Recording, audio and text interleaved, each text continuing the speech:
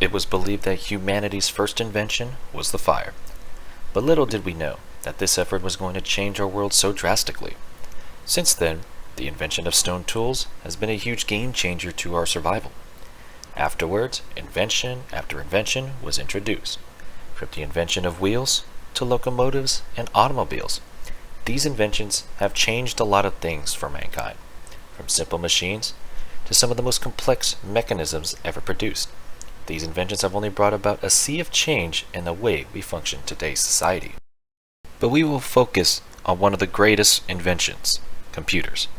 Within the last 3 decades, the computer has been recognized as the most life-changing and successful invention solving problems in human life. Computers have been involved in every sphere of human life, such as the creation of iPads, to some of the most high-tech gaming PCs, and even the most basic of phones. It's difficult to not adapt computer usage either directly or indirectly to survive this modern world. But while we get so caught up in our newest toy, we don't realize the amount of effort that is given in producing such technology, and people like Mark Dean are no exception. Mark Dean is a groundbreaking computer scientist and engineer who was instrumental in the invention of IBM's original personal computer. Dean was born on March 2nd, 1957, in Jefferson City, Tennessee. His father, James Dean, was a supervisor at the Tennessee Valley Authority. From an early age, Dean showed a love for building things as a young boy. Dean constructed a tractor from scratch with the help of his father. His passion for inventing projects helped develop his learning ability and critical thinking at such a young age. Thus, Dean received a lot of praise for his level of intelligence by his elementary school teachers. He attended an integrated school, Jefferson City High School, where white teachers and classmates were amazed by his intellect and straight A grades. He later transferred to Tennessee Valley High School, where he was a standout student and graduated in 1975. He later earned a bachelor's in electrical engineering from the University of Tennessee in 1979, graduating at the top of his class. Innovating with IBM not long after college, Dean landed a job at IBM, a company he would become associated with for the duration of his career.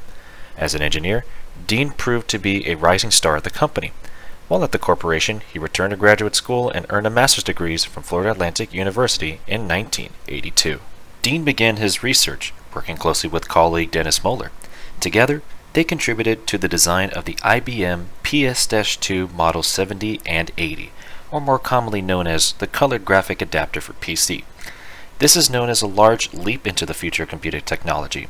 In addition, Dean developed the new industry-standard architecture systems, which changed internal architecture that allowed peripheral devices like disk drivers, printers, mouse, keyboard, scanners, and monitors to be plugged in directly into computers. The end result was a more efficiently and better integration. I kind of never stopped patenting. I always had interesting ideas that seemed to have never been done before. My most recent ones are in the area of neuromorphic computing, where you're using the brain as a model for computing.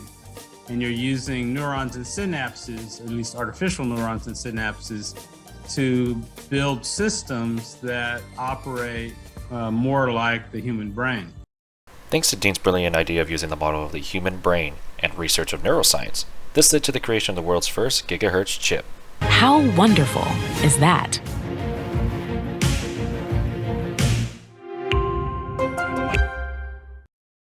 In case you don't know what a gigahertz is a unit of measure for the processing speed of a CPU. The greater the gigahertz, the faster the computer will process. Hertz means times per second, while giga means 1 billion. Thus, the CPU is capable of processing 1 billion calculations per second. To understand how fast that is, imagine having to calculate 1 billion different math problems in 1 second. Yikes.